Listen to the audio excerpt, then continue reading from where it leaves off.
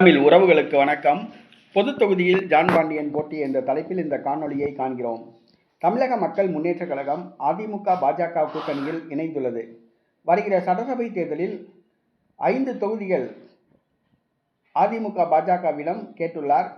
குறைந்தது 3 தொகுதிகள் ஒதுக்கப்படும் என்று எதிர்பார்க்கப்படுகிறது. சங்கரன்கோவில், தென்காசி, வாசுதேவநல்லூர் ஆகிய தொகுதிகள் தமிழக மக்கள் முன்னேற்ற கழகத்துக்கு ஒதுக்கப்படும் என்று கூறப்படுகிறது. ஜான் பாண்டியன் அவர்கள் இந்த முறை தென்காசி பொது தொகுதியில் போட்டியிட உள்ளதாக கூறப்படுகிறது.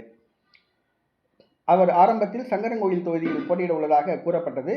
தற்பொழுது பொது தொகுதியில் போட்டியிடலாம் என்று முடிவு செய்துள்ளார். தென்காசி தொகுதியில் போட்டியிட உள்ளதாக கூறப்படுகிறது.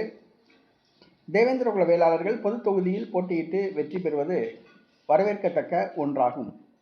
பட்டியல் வெளியேற்றத்தை மையமாக வைத்து தற்பொழுது போராட்டங்கள், கோரிக்கைகள் வைக்கப்பட்டு வருகின்றன. இந்த சூழ்நிலையில் தனித்தொகுதியில் போட்டியிடுவதை விட பொது தொகுதியில் போட்டியிட்டு வெற்றி பெறுவது வரவேற்கத்தக்க ஒன்றாகும். தற்பொழுது ஜான் பாண்டியன் அவர்கள் தான் போட்டியிடுவதற்காக தென்காசி பொது தொகுதியை கேட்டுள்ளார். தமிழக மக்கள் முன்னேற்றத்துக்கு எத்தனை தொகுதிகள் ஒதுக்கப்படும் என்பது தெரியவில்லை. அதிமுக கூட்டணியில் தென்காசி பொது தொகுதி ஒதுக்கப்படுமா என்பது தெரியவில்லை. பொறுத்திருந்து பார்ப்போம்.